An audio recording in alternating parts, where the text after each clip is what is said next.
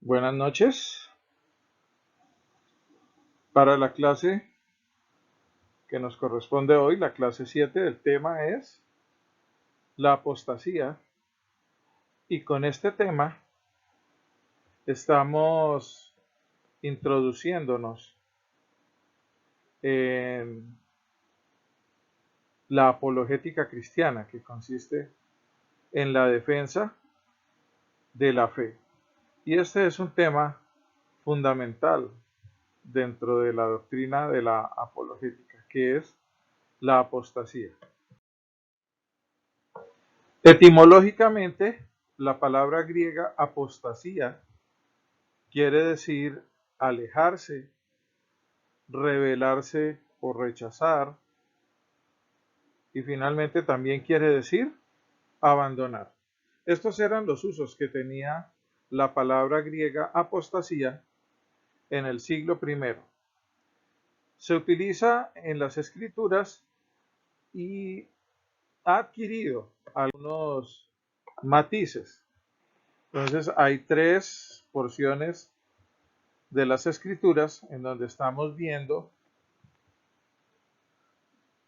pues más o menos cómo se está utilizando la palabra. En Juan 6:66 la idea es volverse atrás. En 1 Timoteo 4:1 abandonar la fe, y en Hebreos 3:12 es apartarse del Dios vivo. Así que ha traducido en la Reina Valera 1960. Estas expresiones que aparecen en nuestra Biblia en español son traducciones de la palabra griega apostasía: volverse atrás, abandonar la fe, apartarse del Dios vivo. En la práctica, pues la apostasía solamente va a ocurrir en lugares en donde ya antes había llegado el Evangelio. Es decir, una persona no puede apostatar de su fe si primero no ha sido un creyente.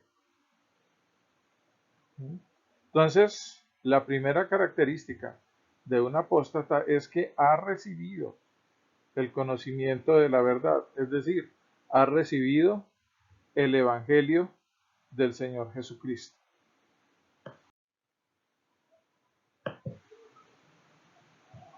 Escribe el apóstol Juan, y yo quiero destacar aquí el versículo 19. Salieron de nosotros, pero no eran de nosotros, porque si hubiesen sido de nosotros, habrían permanecido con nosotros. Pero salieron para que se manifestase que no todos son de nosotros. ¿En qué contexto lo está diciendo el apóstol? Fíjese que está hablando del anticristo. Versículo 18. Hijitos míos, ya es el último tiempo, y según vosotros oísteis que el anticristo viene, así ahora han surgido muchos anticristos. Por esto conocemos que es el último tiempo. Está diciendo que la apostasía va a ser el resultado de la aparición de muchos anticristos, en primer lugar, pero de aquí también se puede deducir que es el resultado de la acción del espíritu de anticristo dentro de la iglesia. Anticristo es una palabra que tiene dos sentidos. Anticristo es uno que se opone a Cristo, pero anticristo también es uno que toma el lugar de Cristo. Cuando ocurre la apostasía, es decir, cuando hay personas que se retiran, que dan marcha atrás con respecto a su fe cristiana, pues se están oponiendo a Dios y están poniendo otras cosas en el lugar de Dios. Por eso decimos que la apostasía es el resultado del mover del espíritu de anticristo dentro de la iglesia. ¿Tenemos alguna protección? Pues sí, aquí el apóstol Juan está diciendo que tenemos, versículo 20, la unción del Santo y conocemos todas las cosas. Si la apostasía es la acción del espíritu de anticristo, la defensa contra la apostasía y contra este mover del espíritu de anticristo es el Espíritu Santo del Dios vivo. Él es el que nos enseña, el que nos revela todas las cosas, el que nos da sabiduría, conocimiento, discernimiento y nos sostiene. Clave en este mover del espíritu de anticristo, versículo 22. ¿Quién es el mentiroso, sino el que niega que Jesús es el Cristo?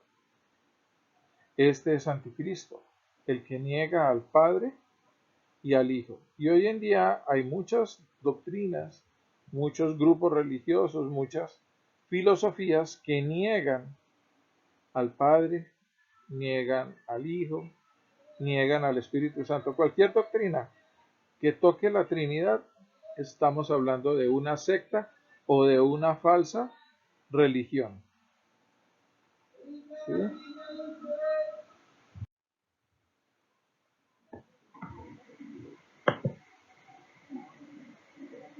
Una moraleja. En la iglesia no son todos los que están, ni están todos los que son.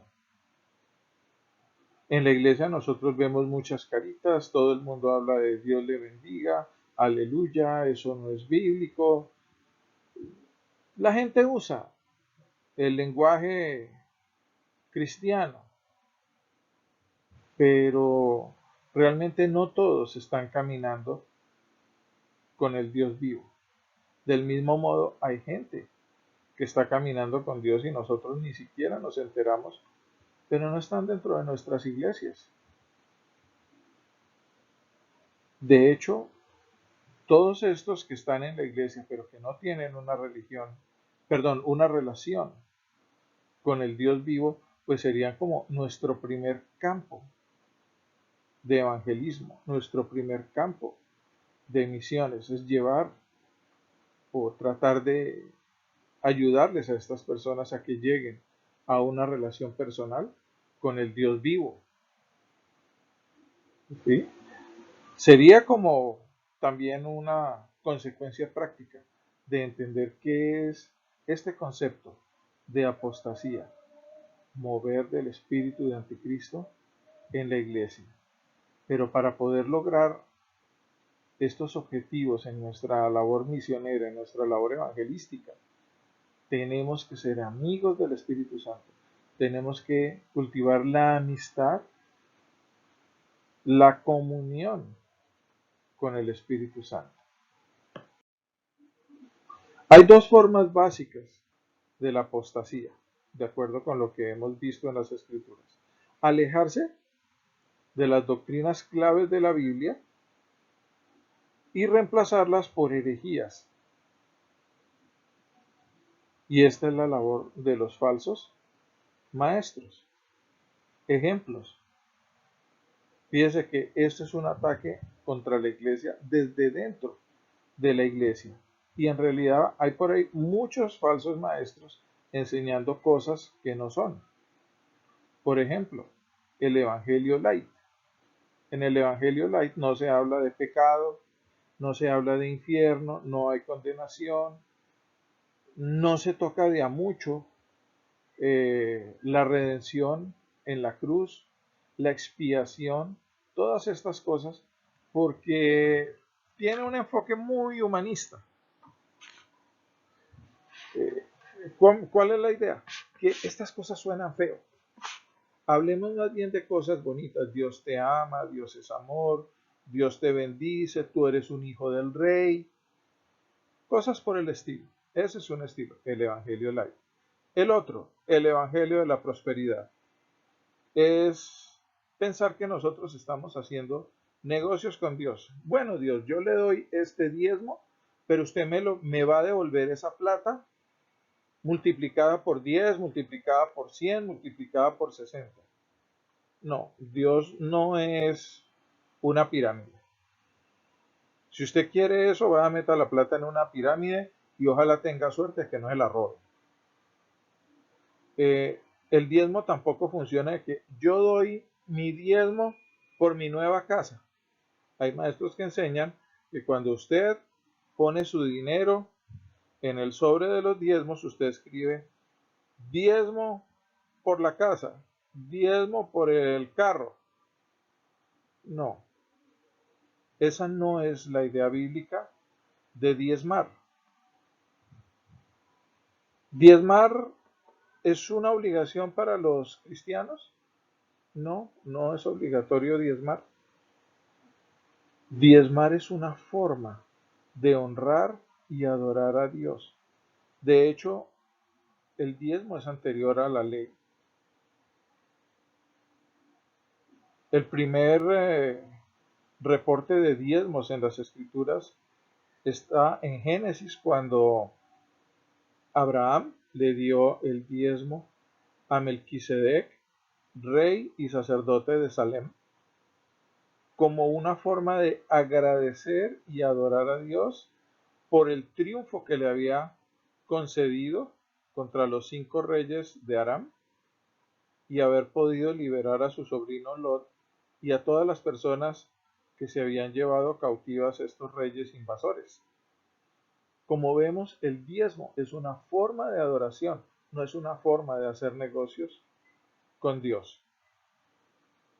Pero el Evangelio de la Prosperidad, en donde se habla de que lo que tú siembras, recoges, pues sí, eso es un concepto bíblico, pero no como ellos lo están tomando. Usted no le da plata a Dios para que Dios le devuelva. Está desconociendo la soberanía de Dios. Dios es el dueño de todo lo que existe en este universo físico y aún en un universo que nosotros no vemos, que es la dimensión espiritual. Él es el dueño de todo. Entonces, ¿cómo voy yo a decir que esta plata es mía? La Biblia enseña que yo soy administrador de las cosas que Dios me da, sea dinero, sean propiedades, posición social, educación. Todas esas son cosas que Dios me da para que yo las administre. ¿Cuál es el objetivo de esa administración? Extender el reino de los cielos. Lo que yo tengo, lo que Dios me da, es para extender el reino de los cielos, pero también es para honrarlo a Él. Entonces, si yo doy un diezmo, lo doy primero con gratitud, porque Dios me ha dado. Y cuando yo doy el diezmo, reconozco, Dios, tú me has dado y yo te devuelvo de lo que tú me has dado. Entonces, si yo tengo un corazón agradecido y le estoy devolviendo a Dios de lo que Él me ha dado, pues lo estoy adorando, le estoy dando la honra que a Él le corresponde, estoy reconociendo que Él es el dueño de todo, incluida mi vida, y que yo simplemente estoy administrando lo que Él me ha dado para cumplir la voluntad de Él, el plan de Dios en mi vida. Y mi vida pues tiene la misión de anunciar las buenas nuevas del Evangelio del Señor Jesucristo. Entonces fíjense que la doctrina o no la doctrina, es la falsa enseñanza del Evangelio de la Prosperidad está totalmente en contra de las enseñanzas de las Escrituras. Y esa es una falsa doctrina que está llevando a muchas personas a abandonar la iglesia. Hay gente que se va de las iglesias cristianas porque piensa que lo estafaron, que eso es un robadero, que ya lo que hacen es manipularlo para quitarle la plata. Y resulta que le presentaron una falsa imagen del Evangelio y una falsa imagen de Dios. Y se van de la iglesia. Eso es apostasía. La segunda forma es una renuncia completa a la fe cristiana. Hay personas que salen de las iglesias, pero permiten que les vuelvan a hablar de Jesús. Van y miran. Pero hay otros que no van a querer saber nada de cristianismo. Quedaron vacunados en contra de la fe cristiana por estas falsas enseñanzas. Lo otro son los ataques externos en contra de la iglesia. Entonces, pues tenemos la nueva era, el espiritismo y el animismo, el humanismo ateo. Y dentro del humanismo ateo hay diferentes formas. Están los ateos como por ejemplo Richard Dawkins, Carl Sagan y su famoso programa Cosmos. Está Stephen Hawking. Todos ellos niegan la existencia de Dios, niegan la existencia de un mundo espiritual. Para ellos solo existe el universo físico y pues ese universo físico es su Dios y ese Dios tiene unas leyes que son las leyes de la física, las leyes de la naturaleza, dependiendo de quién sea el que lo enuncie. Esa es una forma. Otra forma del humanismo ateo es el animalismo. Con el animalismo estamos negando a Dios porque estamos poniendo a los animales al mismo nivel del ser humano y eso es negar lo que dice las escrituras de que nosotros fuimos creados a la imagen y semejanza de Dios. Si yo soy como un animal cualquiera, pues implícitamente estoy diciendo el ser humano no tiene nada que ver con Dios porque no hay un Dios. Y si la vida de un hombre vale lo mismo que la vida de un pollo o de una res o de un gato, pues usted está negando a Dios. Con esto yo no estoy diciendo que si usted es cristiano va a estar de acuerdo con el maltrato animal. No. Recordemos que nosotros somos administradores de todo lo que Dios nos ha dado, en primer lugar, de este universo físico. El maltrato físico no va con el carácter del cristiano. Dios es bueno, yo debo ser bueno. Yo debo reconocer que estos animalitos son creación de Dios. Yo puedo ver la naturaleza de Dios, la bondad de Dios en estos animalitos y no tengo por qué tratarlos mal. Eso es una cosa. Lo otro que hay con el animalismo, pues es que está muy emparentado con la doctrina de la transmigración de las almas o reencarnación, que es una doctrina del hinduismo y que también pasó al budismo y a otras filosofías orientales como el taoísmo, el feng shui. Pues si usted consume carne de pollo, de cerdo, de pescado, de res, pues usted mató a ese animal y le cortó el karma. Eso por un lado. Lo otro, la muerte nos está recordando que somos pecadores y que vivimos en un mundo caído por el pecado. Entonces, si estamos hablando de que no hay que matar animales para comer, pues es como tratar de tapar el sol con un dedo. Es tratar de escapar a la realidad del pecado, a la realidad de que nosotros somos pecadores y de que vivimos en un mundo caído, totalmente contaminado y distorsionado por el pecado. Lo que estamos viendo no es lo que Dios quería para nosotros, es lo que nosotros obtuvimos por querer vivir a nuestra manera sin tener en cuenta a Dios, es decir, por hacerle caso a nuestra naturaleza pecaminosa. Entonces mire cómo todos estos engaños de fuera también hacen que la gente como que abandone el Evangelio. Muy seguramente usted ha oído personas que dicen, ay, pero es que si hubiera un Dios, ¿por qué permite que las guerras, que las masacres, que la violencia contra los niños, que la violencia contra la mujer, que la crueldad contra los animales? Ellos están partiendo de la base de que el ser humano es bueno y de que el ser humano tiene la capacidad de definir lo bueno y lo malo en sus propios términos. Eso es oponerse a Dios. Ese es el espíritu de Anticristo, oponerse a Dios. Entonces, por eso, desde un principio estábamos diciendo, la apostasía es el resultado de la acción del espíritu de Anticristo dentro de la iglesia. Entonces vamos con el primer grupo o la primera forma básica de apostasía. Los lobos con piel de oveja.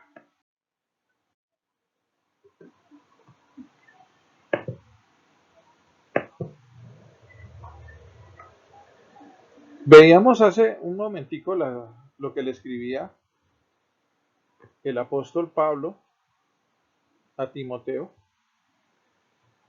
Estábamos hablando de los falsos maestros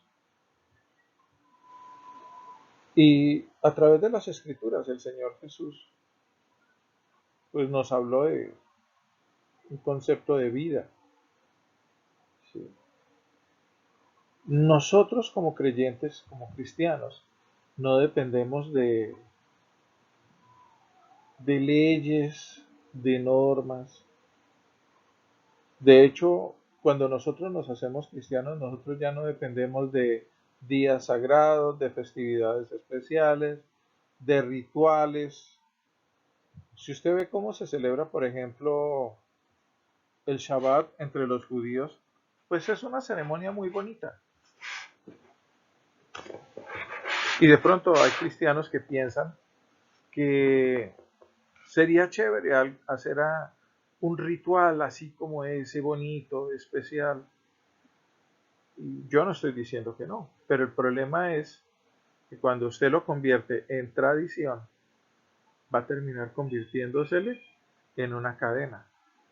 ¿Cómo empezaron los problemas entre Jesús y los religiosos de su época? Por la celebración del Shabbat, del día de reposo. ¿Sí? Nosotros no dependemos del día de reposo, no dependemos de que la Semana Santa sea en tal fecha o en tal otra fecha, de que la Navidad se celebre aquí, se celebre allá, se celebre hoy, mañana, a mitad de año. Esas cosas no son importantes. Lo importante para nosotros como cristianos es nuestra relación personal con el Dios vivo por medio del Señor Jesucristo, con el poder de su Espíritu Santo, que va a producir vidas cambiadas. ¿Mm? Hay comerciantes de la fe, que es el segundo punto. Gente que hace negocios. Por ejemplo, muchos televangelistas con sus milagros prefabricados en televisión. Y hay otros que sí, hacen milagros, pero como están tan lejos de Dios, tan lejos del Espíritu Santo, pues quién sabe qué espíritu se está moviendo detrás de ellos. Parece que fueran, pero en realidad no lo son. ¿Por qué los cristianos caen bajo estos engaños?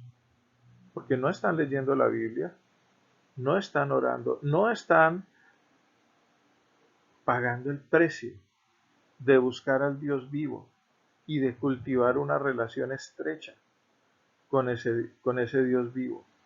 Y terminan dejándose llevar por el emocionalismo, el sentimentalismo, las doctrinas que parecen bonitas, sin ponerse a analizar qué es lo que hay detrás, en dónde está el truco, en dónde está el engaño, en dónde está el veneno.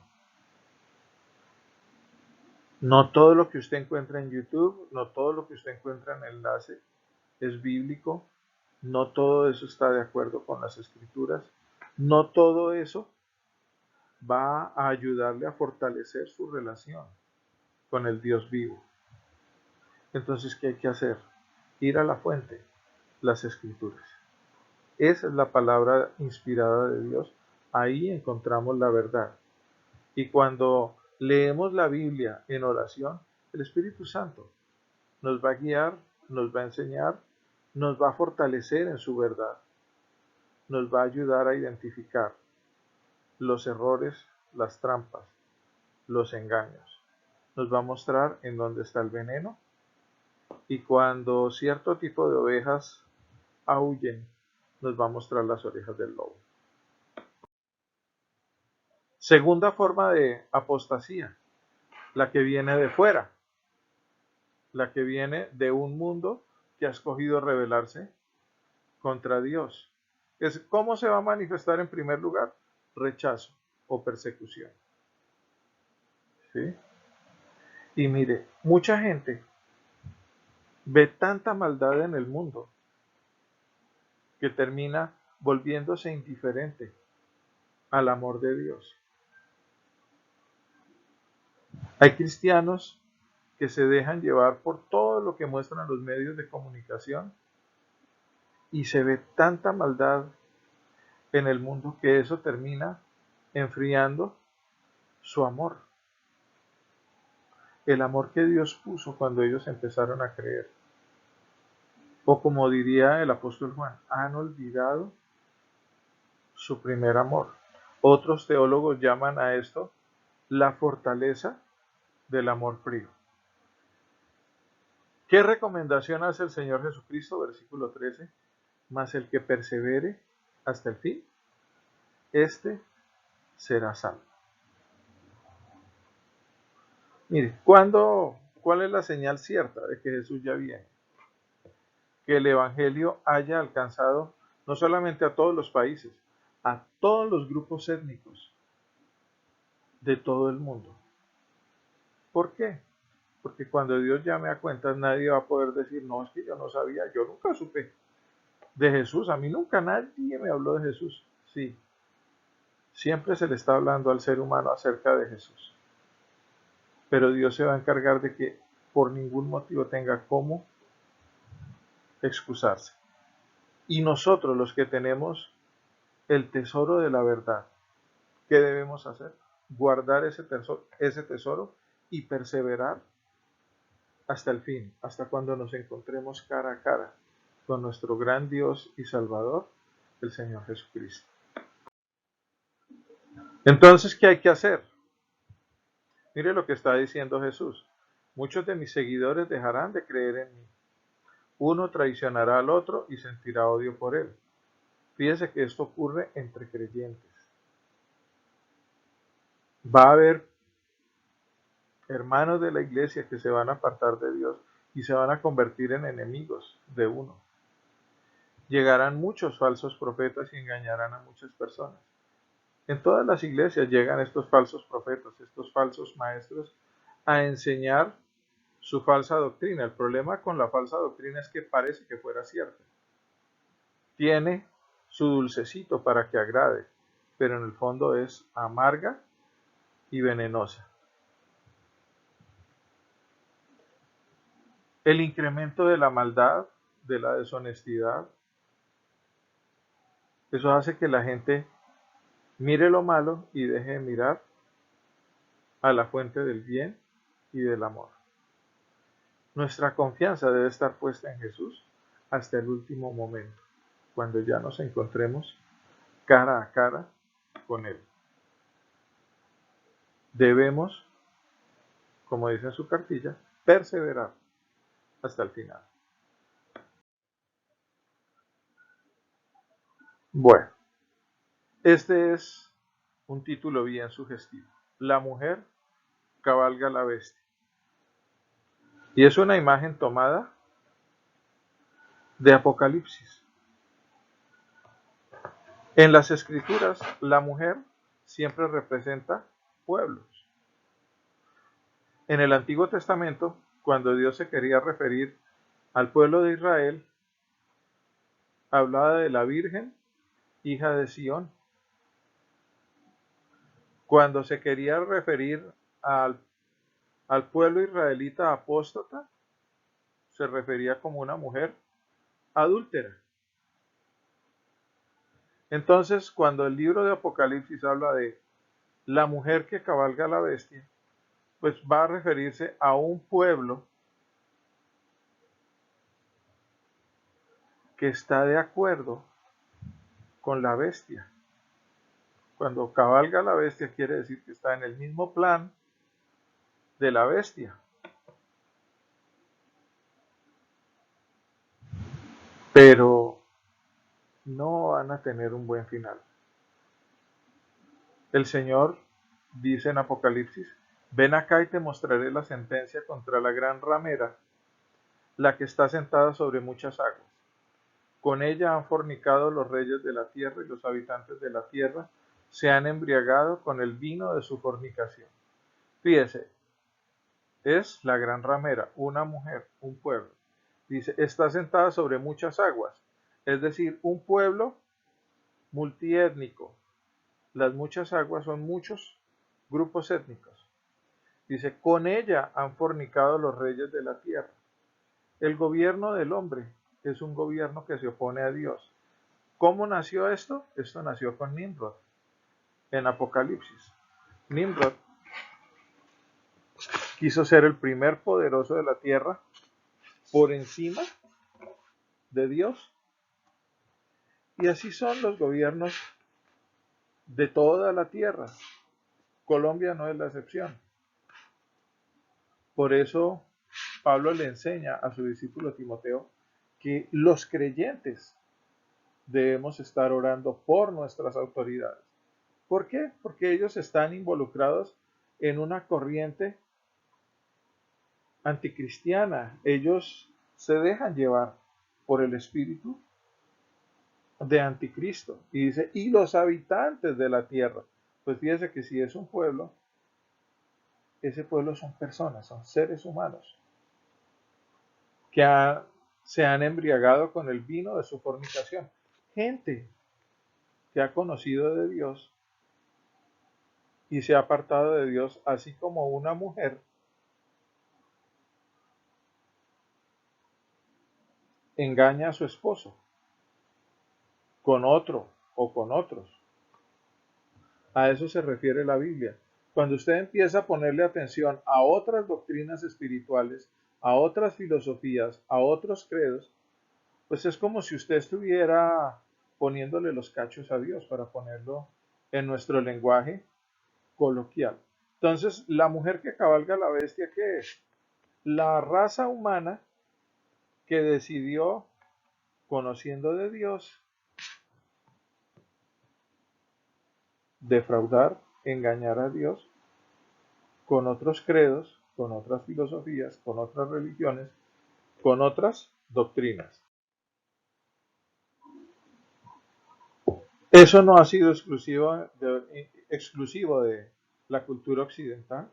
Eso es normal de todas las culturas humanas en Oriente, en Occidente, en África, en todas partes donde haya grupos étnicos organizados.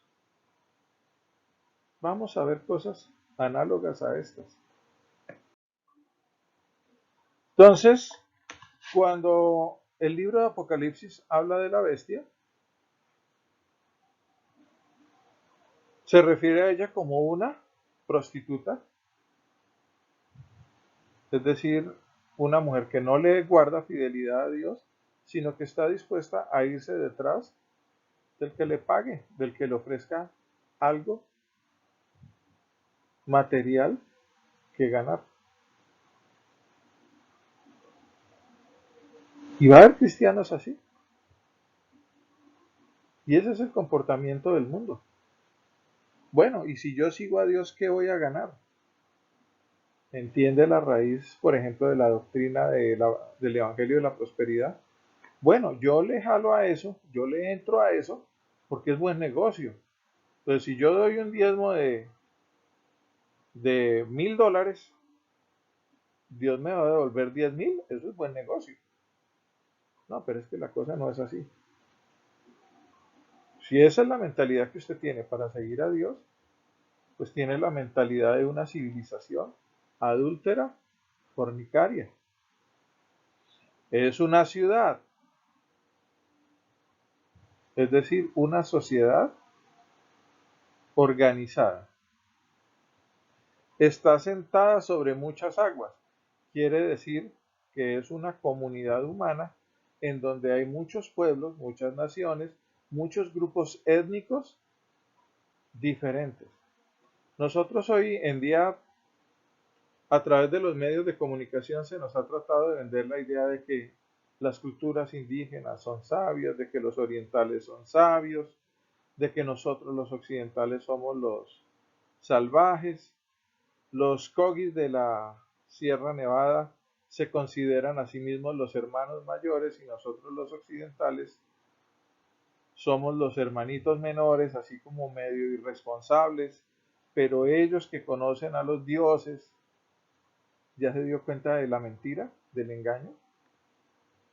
Ese es el sistema anticristo. El sistema anticristo se opone a Dios para tomar el lugar de Dios. Entonces, esta idea que está detrás de este título, La mujer que cabalga la bestia, es para que nosotros lo tengamos muy en cuenta y nos cuidemos de esas trampas, de esas mentiras, de esos engaños del sistema anticristo. Dios es Padre, Dios es Hijo, Dios es Espíritu Santo. El reino de las tinieblas busca engañar y para engañar trata de copiar lo que Dios es y lo que Dios hace. Y hay una trinidad satánica formada por el dragón escarlata del capítulo 12 de Apocalipsis, que es Satanás. Está la bestia que surge de las aguas, que es el anticristo en el capítulo 13 de Apocalipsis. Y está el falso profeta, que es la bestia que surge de la tierra, que tiene cuernos como cordero, pero habla como dragón. El dragón escarlata o Satanás quiere ocupar el lugar de Dios el Padre. El anticristo pues quiere ocupar el lugar de Dios el Hijo, el Señor Jesucristo. Y el falso profeta pretende ocupar el lugar del Espíritu Santo. Si usted lee el capítulo 13 de Apocalipsis, va a encontrar que este falso profeta hace milagros, que es como la rama religiosa de la Trinidad satánica, que el anticristo es la rama política y militar de esta Trinidad satánica, pero que todo el poder viene de Satanás. Y es una mala falsificación de Dios, de la naturaleza de Dios, de la obra de Dios.